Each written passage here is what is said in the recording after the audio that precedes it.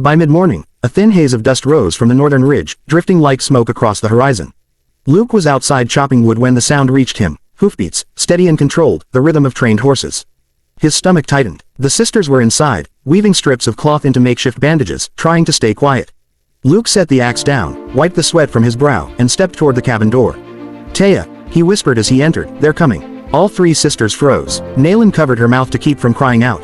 Sandy's injured foot trembled beneath her as she stood. Taya moved first, grabbing her sisters and pulling them close. "They find us," she said, voice cracking. Luke reached under the table and pulled up the wooden hatch leading to the cellar, a narrow dugout space he used for storing jars and potatoes. "Get down there, quickly. Don't make a sound." Taya hesitated only a second before helping her sisters descend into the darkness. Luke handed her a lantern, unlit. "In case you need it. But keep it dark." Her hand brushed his as she took it, a brief touch, full of fear and trust. Then she disappeared into the cellar, closing the wooden door above her just as a fist pounded on the front of the cabin. "Farmer," a deep voice barked. "Open up." Luke forced his breathing to steady.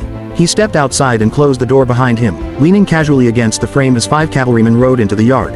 Their leader, a stern-faced captain with silver edging his beard, dismounted and studied Luke. "We're tracking 3 Apache hostiles," the captain said. "They were seen near the creek.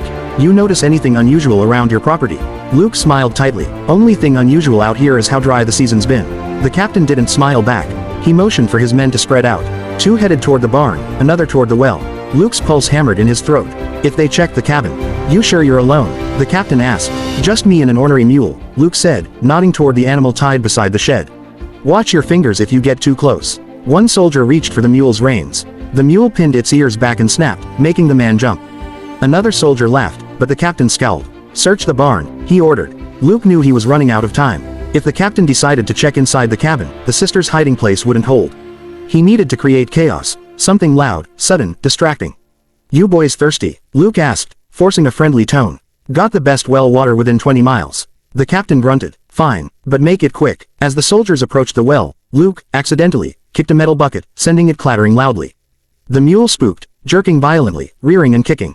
Dust flew. One soldier stumbled into a thorny mesquite bush, cursing. Another dropped his canteen. Horses reared, snorting and dancing out of control. The captain threw up his hands. "Enough. Mount up. We're heading north." Luke kept his face neutral as the troops scrambled to regain order.